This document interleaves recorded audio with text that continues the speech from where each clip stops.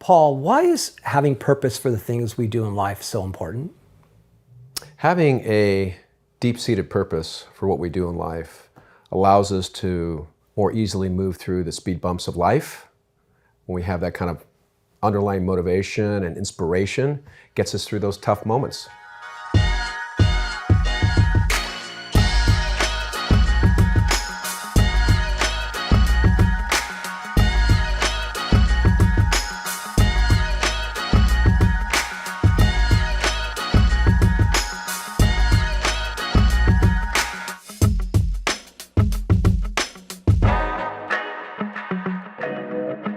There's a great story about playing for purpose that Elena De La Don, who's a wonderful WNBA player, has.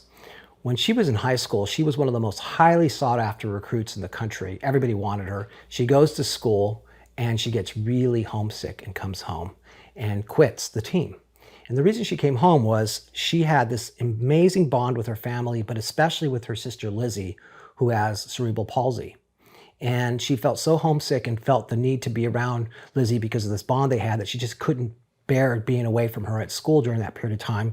And she ended up going to Delaware, played volleyball for I think a year, and then got back into basketball and rediscovered her joy for basketball. And later, went on to play in the WNBA. But even through all that, she was still feeling this sort of sense of guilt that she was able to go out and play while her sister was stuck in a wheelchair. And one day she went to a school where her sister attended, where other kids with cerebral palsy or other adults actually with cerebral palsy attended. And one of the ladies there told her, she says, you go out and be the best you can be and do what you can with what God gave you, just like we do with what God gave us. And it completely changed her perspective, because at that point forward, she realized she'd been given a gift, and she realized that from that point forward, she would not only be playing for herself, but she'd be playing for people like her sister Lizzie and all of Lizzie's friends who couldn't play. And that change of perspective made it so much better for her and so much easier to go out and play and have the great success she's had, in the WNBA. Yeah, because she's playing from a level of higher purpose. Yeah. And playing for others. Right. Who couldn't. Right. Right. So it shifted her perspective on everything, and it created a platform for her. So when you have this underlying motivation that's outside of the own ego, it creates this real power, right? Because it's sort of like you're doing something for the greater good. You're doing something for others. You're doing something for the community, society as a whole, or the pure love of your sport. That's a great sense of power per David Hawkins, who wrote Right, I was just going to say, yeah. Right. So you talk about that a lot whenever we talk, the idea of power versus force. And I'm going to ask you to explain that. Power comes from that deep-seated feeling of doing something not only for yourself, but for others. And force becomes you trying to impose your will onto others. Am I getting that kind of right? You are getting that right. It comes from the ego. It comes from for your own satisfaction, your own glorification, gratification. It's where war comes from.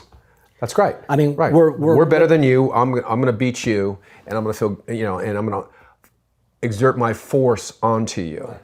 Power is much more beyond the individual. It's outside of the ego. It's outside of the individuals for the greater good. You like to use the example of Hitler being force. Yes. And Winston Churchill being power. I would argue, and I think you're going to agree, that today, in this year, Putin would be the equivalent of force, and Zelensky, the president of Ukraine, would be the equivalent of power. Having the power of standing up for your people in their darkest times, rather than, as in Putin's case, trying to impose your will and your force onto somebody else. Yeah, power is inspiring, it's uplifting, it's dignified.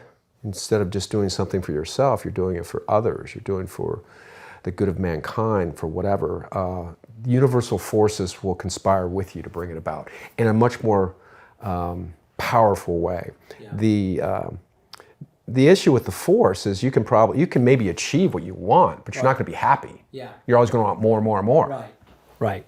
Yeah, there's a lot of people in abusive relationships who are there because of that, because the person who's exerting their force upon them keeps them in that abusive relationship, but they neither one of those two people are happy. And it's a very unhealthy way to live your life, is to try and force other people to bend to your will. Of course, it's it's not the way life's meant to be. Life's meant to be reciprocal, reciprocity. So I give, then I receive. I receive and I give. It's and simultaneously. It's not I'm just taking and putting in my pocket, or owning or controlling. It's just not as gratifying, It's not, and again, you're not going to have the level of success by operating that way. Yeah, I bring it back to sports again, and I love when you see a team that's just peaking at the right time together. And the one thing you'll hear them often say is, "We play for each other." Right. And when you do that, when you're actually playing for the guy next to you instead of just playing for yourself, there's just something that releases within you that is just so joyful. That joyful feeling of knowing that you are just part of a collective, and that collective is growing because of your contribution, and you're growing because of their contribution, and that playing for each other thing becomes that purpose, right? We're not going to play for ourselves. We're going to play for the guy next to us. And the team, and the community, and the city, and all of the fans, and all of that. It's an unbelievably awesome way to live and be. And, I never really looked at it that way. I always thought, before I read this book by Hawkins, is that, well, the end result, if you just get what you get, it's all good, right? Yeah, means to an end, right? Yeah, means to an end, but it's not anywhere close to that. And there's never enough.